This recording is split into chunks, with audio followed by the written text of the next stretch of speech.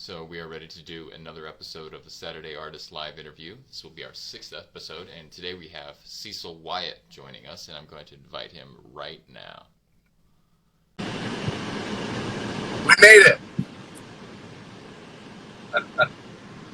Rip roaring good morning to you, man. How are you? Doing good. A little tired, a little worn out. Stayed up a little bit late last night, but I'm feeling pretty good. No way, me too. You know, it's a party life. Party work life. Yep. I fell asleep with my phone next to me, which means that my brain is allowed to snooze without me being aware of it. And I know the sleep can't be that good because I know my alarm's going off every 11 minutes. I'm just not aware of it. So I've been doing trying to set my alarm my phone across the room, which has been working out pretty good. Smart. Yeah. So why don't you introduce yourself and what you do? Hello, my name is Wyatt Cecil. I've been tattooing for about 7 years now. I own a tattoo studio in Spokane. I'm in the Mad Collab building, and I'm a traveling artist as well, so I go to a new city every month and tattoo all over the place, so yeah. So, and I know in other interviews that we've had before for Mad Collabs, you talked about how you basically learned how to draw as you were learning tattooing. What was that like? Oh, man. I remember, did I tell you the dragonfly story in the last one? No, you didn't. Oh, okay, so I was like 3 months into tattooing, and this girl wanted a dragonfly, and I wanted one facing a certain way, so I was looking for pictures of dragonflies, frantically trying to find one that was looking the way that I wanted it to look. And then I realized, man, this would be so much easier if I could draw it. And that was kind of like my realization moment of like, oh, I should probably do this. In the shop that I was in, drawing wasn't really much of a thing. It was more of like a stick and stamp type deal, so you just print it off, trace it out, stamp it on. So yeah, there wasn't really anybody to teach me along the way, and so I just kind of started winging it. And like, what exercises do you do now to like hone your skills? Well, I mean, I draw all the time. I think it's kind of one of those, just use it kind of thing. But when it comes down to like practicing and stuff like that, I still draw a lot of squares and circles and tubes and rectangles and bend them and put them in perspective and just do random perspective studies, like establish a vanishing point and then just draw tubes and squares and triangles and make them all go to that vanishing point. And, then do 2 points and 3 points and all that stuff. And I do a lot of studying, so I'll take like one of my art books and then I'll go through and just kind of recreate everything that's in the book. And then when I'm doing things for like animals or humans or, like a subject that I'm drawing for a tattoo, typically I'll get like 5 real life photos and then I'll do gestures of those. So I'll get like the action, the movement, and then kind of, put some of the muscle and bone structure in there so I can get an idea for how that creature moves and how they act. And sometimes if I'm doing something really big, I'll watch like nature shows and just kind of watch them run around a little bit so you can kind of see how their bodies move and how flexible they are, and their kind of expressions and whatnot. And then I'll get like 5 or so stylized versions of it. So I'll find other people, like artists that I look up to that have done, say, like the wolf. And so I'll get 5 different ones from 5 different artists and then see how they interpreted the hair and how they interpreted, the muscles and what they simplified, what they kept, what identifying features they chose to accentuate. And then I'll redraw those and then I'll take all of that and then I'll draw my own. After that process, and typically too, I'll do like a muscle study and a bone study. So I'll find like a skeleton of a wolf, and then I'll draw the skeleton from a few different angles, and then I'll attach the muscles to the skeleton so I can kind of see how they move, how they work, and all that kind of stuff. Okay, so you draw a lot from kind of anatomy to be able to understand how the form moves. Yeah, definitely. I feel like it's one of those things of I kind of end up on the stiff sides for the most part because I am so into the anatomy aspect of it. But so right now I'm trying to establish more of a gestural drawing first, and then build on top of that. But I do think the anatomy is like a very, very crucial part. You know, I feel like some people that draw, more free, I guess you could say, end up having a not so believable rendition. So I'm trying to get more of that expression into it. But I'm really happy with how my stuff has a very, correct aspect to it. Yeah. Okay, so I remember you mentioned that like there's certain artists that you like to look to for stylized things. Is there any artists that you actively watch to not copy their style, but kind of emulate or? It's funny is I think it is 100% copying, and that's what being an artist is Definitely. Finding things that you like and copying it, but in a inspiration way, and not in a plagiarism way, So like, for instance, James Tex, Anthony Tex, James Moore, Euless Blair, Tish. So they all look at their animals and all look at how they do their fur. Because I feel like fur is one of those things that's so hard to capture without being realistic. It's how do you hint at the fact that something's fluffy without doing all the detail to make it fluffy. Like how do you take a few lines and then all of a sudden those lines say, hey, this is fluffy, Mm-hmm. So what I'll do is I'll take some of those artists and other ones, and then I'll find out all the fluffy stuff they have, and I'll just draw exactly what they drew to try to understand how they broke down that fluffiness. And then when I draw my own, I'll copy that technique. Okay. Yeah, so I'm not taking, if they have a little neck fluff, I'm not taking that little piece of fluff and then putting it on my drawing. I am using the technique that they use to apply it in my own way, in my own scenario. But realistically, it is copying, and that's okay. They say that if you spend your life studying one artist, you'll be called the next, and if you study 20, you'll be original. I like that. That's a good saying. So that's one thing that really, really affected me is like, because we had that conversation. You're like, go to get some of these books, start copying them. And I've noticed that my art has just gotten so much easier to flow with because now I am doing instead of just kind of reading it and understanding it intellectually, it's like, no, copy it, get that practice in, and then you'll be able to apply it. And I think that's a really valuable piece of advice. So is there any like books that you prefer to like start with or anything you think are foundational? Man, dude, I have probably over 200 books right now, and I use almost all of them in random situations. I honestly couldn't even think of where to start on that aspect. I'd say if somebody's looking to get into like learning art, there's 3 websites, proco.com, artwad.com, and nma.art. And I don't know if using a book really is the best way to go about it these days, just because there's so much better resources as far as efficient learning. And I feel like those 3 websites, they have pretty cheap subscriptions, and you can go on there and have somebody break down everything for you, and just go on any sort of art-based subscription site and buy a basics course, and then find out what you like in there, and then start taking more advanced courses off that.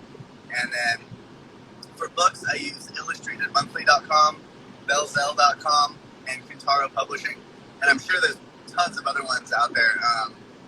But yeah, I feel like getting that foundational basics down as far as art goes is more important than anything, really. And then from there, the books are for, stylization, additional information, anatomy, all that kind of stuff. And you can still learn all that in those courses, but, like when I'm doing something, making like a stylized version of something, I'll have 4 or 5 books open on my desk, just like sometimes I don't even use them, but just stuff to look at, stuff to keep my mind going as far as inspiration, and maybe I can turn my leg like that one, or like, I like how that claw looks. Maybe I'm gonna do my claws more like that. Okay. So one of my questions is like, so how did tattooing affect your drawing? Because I know that you talked about how you put on the I guess stencil or whatever that piece of paper is, and you trace over that. Do you think that enhanced your ability to be able to see and copy things? Or Actually, I feel like the way that I started kind of hindered my ability, or I wouldn't say hindered, but I now am more proficient in tattooing as a medium. So everything that I draw is tattooable, I guess, as far as like having, the hard line, the more simple shape to hold over time. I don't do much. Everything I do has an illustrated feel to it, because it has to have the consistency to hold up in skin over time. And I mean, I can draw realism. I can get a hold of pretty much anything, but it's not what I'm great at. So I feel like, so starting with tattooing now, when I have something that is, in a final render phase, I just want to tattoo it, because that's what makes sense to me as far as making lines, making shades, making, concise finished products. So it's very difficult for me to take like pastels or acrylics or oils or charcoal or colored pencils and make a nice, complete finished product. Mainly I just do sketches and turn those sketches into tattoos. So that's kind of, I feel like if anything it was a hindrance, but at the same time I feel like it was a gift, because I never would have started doing any of this if it wasn't for tattooing. So. So do you work with any other mediums besides tattooing and sketching? So I mean, like, I don't know, I play around occasionally. Josephine Draws is an awesome page, and she is from London, I believe, and she just got me onto Pentel ink pens, and I'm trying to use some of those, and good lord, I feel like a toddler, man. She makes it look so easy. Like, you watch her on her page, and she's like, oh, yeah, thick pen, we're just gonna line this out, everything's fine. And I was like, oh, yeah, that's easy. And I got on there, and I was like, oh, my God. So I'm trying to get more into that. I want to start doing some more watercolor type stuff. I did some of that early on in my career. It's interesting. I don't know if you're familiar with spit shading, or so it's a watercolor technique that tattoo artists use. And hello, Rufo. Rip Warren, good morning to you. It's a technique that tattooers use mainly. I don't really see it anywhere else. I'm sure that other people use it, but most people do water on paper and then and then paint on paper over water, right? And then do watercolor. And what most tattooers do is they have two brushes. They have a water brush and a paintbrush, and they keep the water brush in their mouth, and then the paintbrush in their mouth facing the other way, and then they dip the paint, put a layer of paint down, put that one back in their mouth, take the water brush, dip that in the water, and then they suck out a certain amount of water to determine how long the blend is going to be. And then with whatever amount of water you leave in your brush, you put that on the paint, and then you brush the paint out, and then it fades out. Oh, that's cool. Yeah, and I don't know how they decided that was how they were going to do it, and how nobody else really does it, because I've never seen it done like that very much. But yeah, so that's kind of the technique that I'm going for. But I also want to mix it with the traditional watercolor style type, water then paint, because I feel like that would be like a cool mix. I don't really know where I was going with that. Well, we were talking about different mediums and techniques that you like to do. Oh, right. I guess I really do enjoy doing charcoal, but all my charcoal stuff is very gestural. It's quick, it's raw, it's, and I guess I am downplaying myself a little bit, I do really cool charcoal stuff.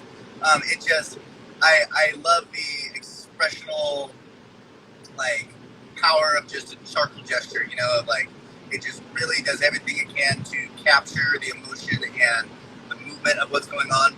and it doesn't worry too much about much else. And so I really, really enjoy doing that. And actually, I'll probably end up doing some more of those. I love going to different art galleries and then just bringing a little notepad and some charcoals and just gesturing out like all the stuff that I see. But yeah, so I guess that's another one that I really enjoy. Typically right now I just use red and blue pencils. So I do like a rough draft with the red and then a final draft with the blue. But my final draft ends up not being how I want it, so I draw mainly on tracing paper. And then I just do another layer of tracing paper, then another layer of tracing paper, another layer of tracing paper until it's right. This is a quick little thing. I think a lot of people have this like feeling that most artists do everything right the first time, and that is just wildly not correct at all.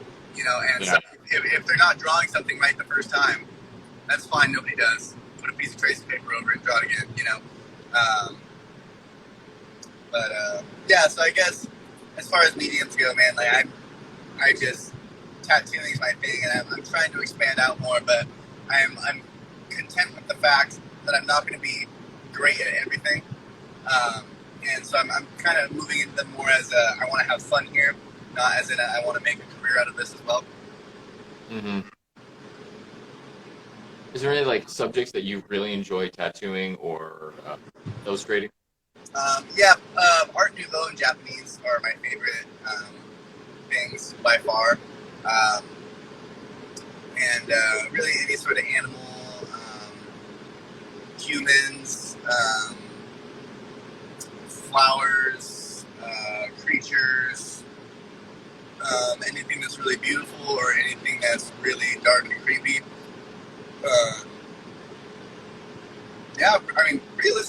I'll tattoo anything, man. I don't like doing buildings. Buildings suck, and it's just really easy to fuck them up. And then once you fuck up a building, man, it's like right there. You know, like there is no getting around it. That is not right. Yeah. And go ahead. I would say, so where did you get your love for Art Nouveau? I think Alphonse Mucha, some say it's Mucha, some say it's Mucha. I don't really know. I don't really care. I got 6 of his books, so I think I could, mess up his name. It's not a big deal. He's been dead for like 150 years, man. He's not freaking out about it.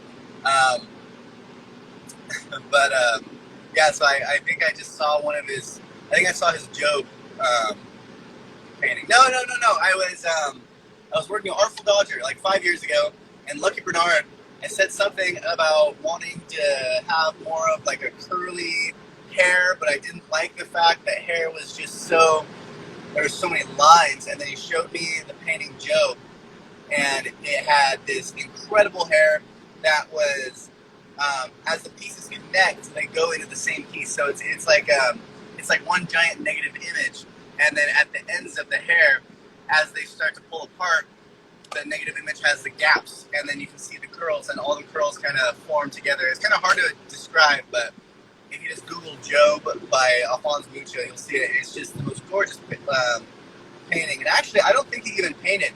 I believe he made copper prints. So this dude carved he carved all these things into metal and then made a print out of them. I can't even draw with a pencil. He is a phenomenal artist. He created so much work too.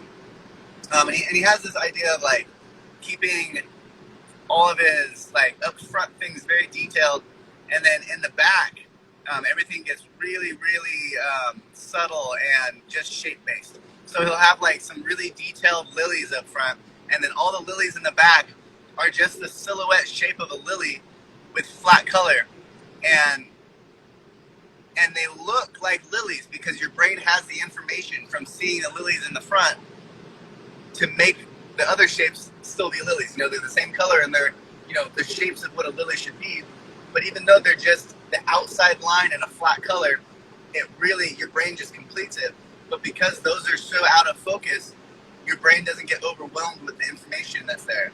And it's just a really beautiful mix of detail and then giving the brain enough information to fill out the rest of the image. I think that's really important, because I see so many things in my work where I have so much detail everywhere, and like it just it's so much for the brain to comprehend. When in reality, it only needs that little bit, and then you can really overwhelm a painting with detail. And I think having a little bit of detail really draws your eye to the focal point. It doesn't take away from the focus of the art, and then having those correct subtleties in the back, I think, is a really beautiful thing. And I think it's really easy to have like the idea that the background, let's say like an out of focus background. It's so easy to go, oh well, I'll just scribble some stuff in there. And I feel like one thing that I really like about him is he took all the correct shapes and all the correct forms and then blurred them out. And I think that's something that I can see a lot of people, including myself, taking shortcuts as far as like, oh well, it's just a tree in the background, so I'm just gonna make it this smoky whatever, when it could be so much more. It could be a correct tree that's just not in focus. Mm-hmm. So true. And that's something that's really been on my mind lately and that I really need to work on, because especially if you're someone like me that works predominantly from photographs, you take a photograph of something, especially with our new phones, it doesn't get that same depth of field as your eyes do. So you Right. take it, you see all the detail and everything, but that's not what your eye sees. Your eye is focused on one thing, everything else is blurred out, but in a certain way, like you were saying, with that silhouette where it's just simple, but not scribble. Yes, exactly. And it's been hard for me to kind of wrap my head around, because like I look at something like, okay, so that's there, but then that's not how it actually looks if I'm looking at the subject. Right. And it's a complete mindfuck. Mm-hmm. Yeah, I agree. Is there any like techniques that you do for like lighting, especially? I think one thing that I'm aware of, but I'm not great at, that is kind of difficult for me to grasp, is where the light is coming from.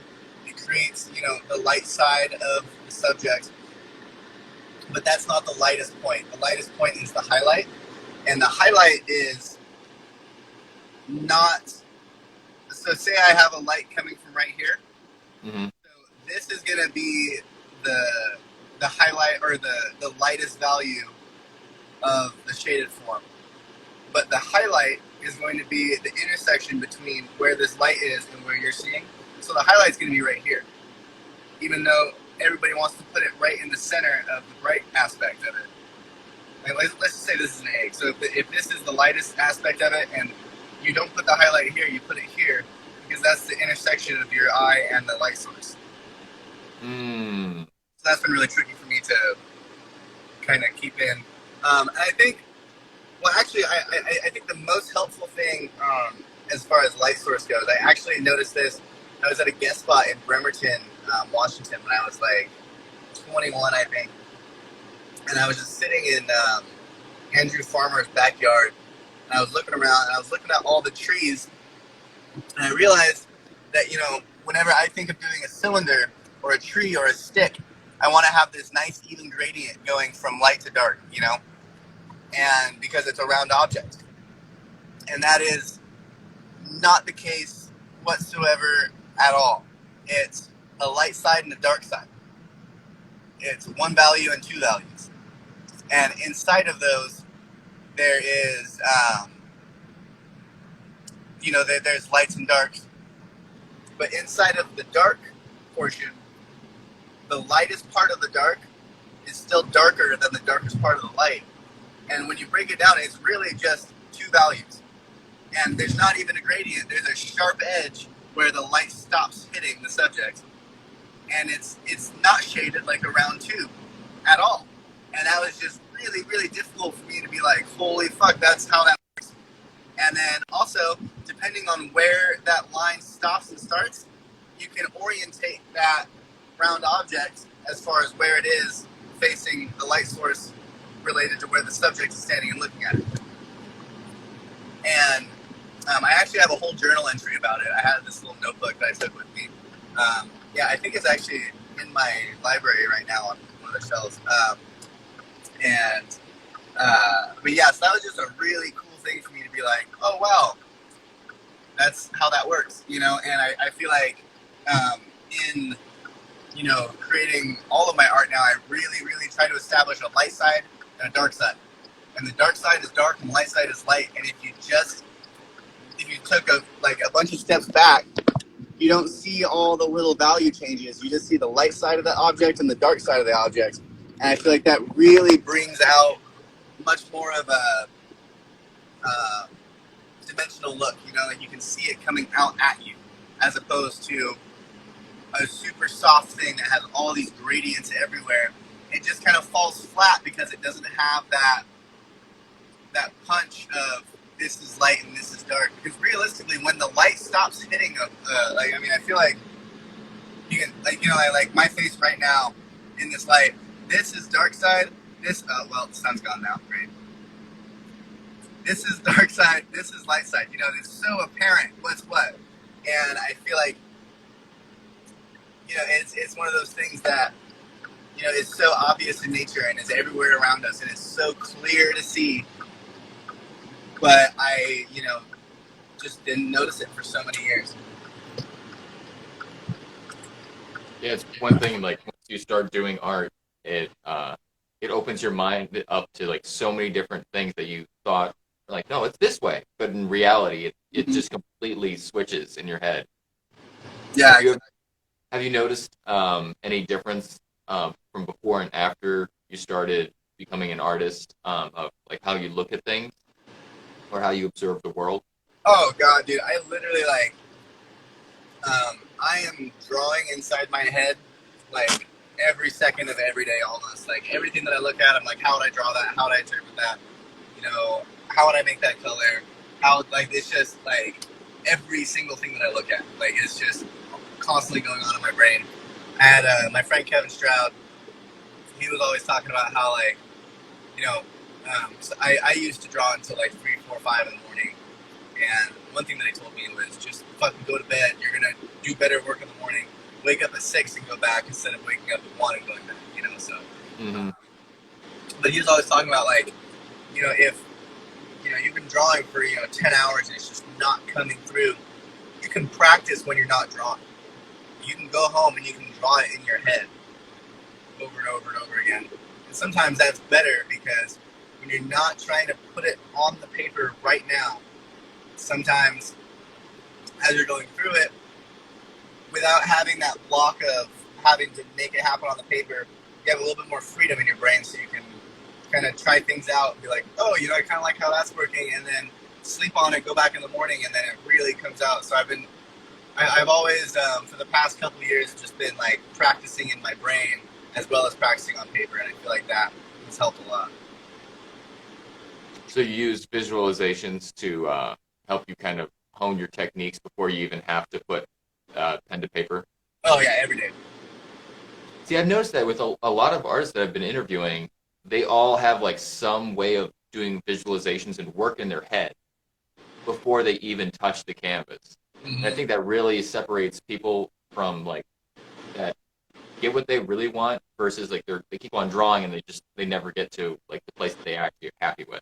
Right. Because I don't know, for some reason for me it's like you're building a form in your head and all you have to do is just project it onto the paper and trace that to an extent.